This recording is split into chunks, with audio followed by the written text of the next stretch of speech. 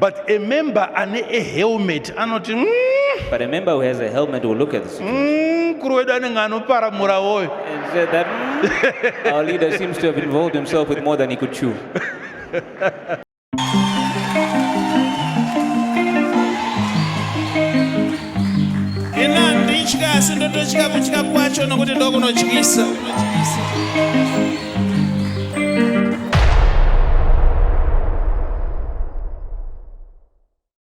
Ladies and gentlemen, as you know, Prophet MAKGAYA has been trending, of course, for the reasons that are not so pleasant.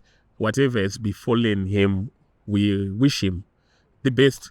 But Prophet Makandiwa also has been trending in relation to also the Prophet's MAKGAYA issue. Some people, they actually took a video and ascribed it to the situation of Prophet MAKGAYA. This is when Prophet Makandiwa was preaching about men of God.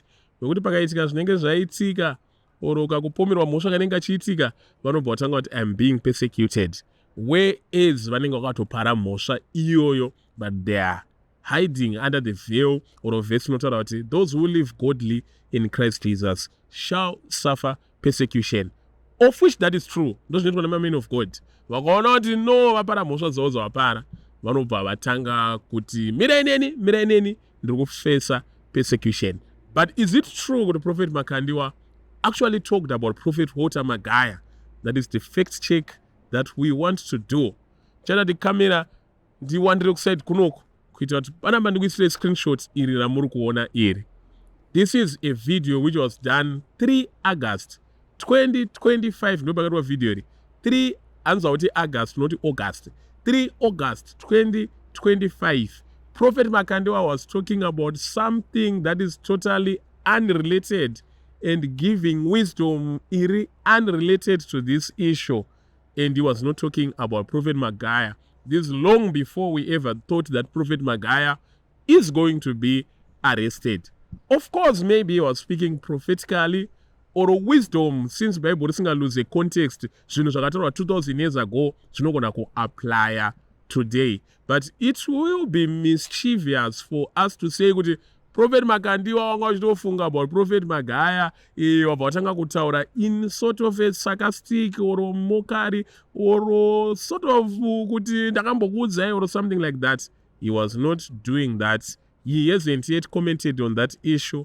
When he comments, you will hear, and possibly you will hear it on this platform second, because my platform power nobody first. In engage second. So Prophet Makandiwa has not yet commented on this issue.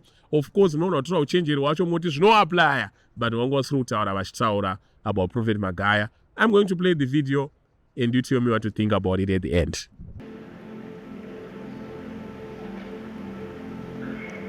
He's hearing things and everyone is plotting against him. Everyone. Like it's men of God.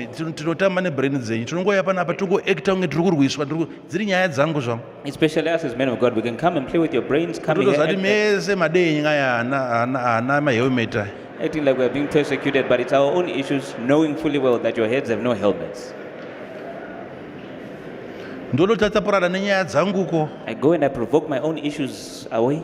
And then when it's about to explode, I come here. Please pray for me, cover me in your prayers. My enemies are rising against me. But And I even throw scriptures in there. There is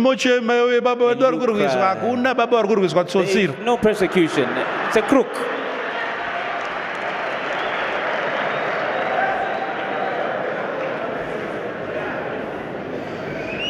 But a member and a helmet are not.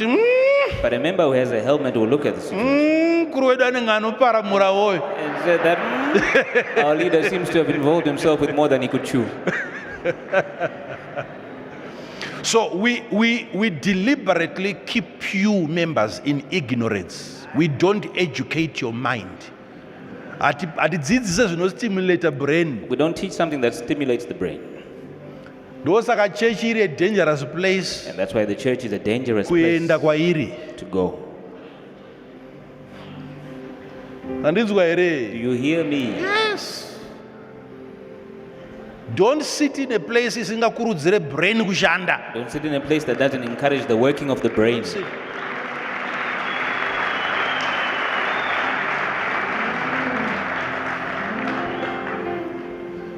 Pinda church yakuti tinobvunzana mubvunzo. Join a church where we ask each other questions. Tiregedze kubvunzana zvinhu zvekudzimbawo nezvinhu zvekuti hanzi zvazodini. Handei muscripture iyo. Let's go into the scriptures.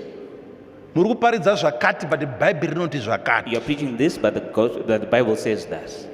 Ndizvozvo. That's it. Never assume that you are the best. You are lying to yourself.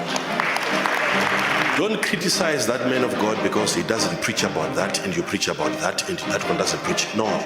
Different messengers are given different messages. There is no perfect church. There is no perfect ministry. You will never find it. Move around. The day you find it, you let me know. That I finally found that perfect church. I found it. It's It's not perfect anymore. There's no church like that. So stop looking for a perfect church. Where are there no problems? Could be. Where? It's not a problem.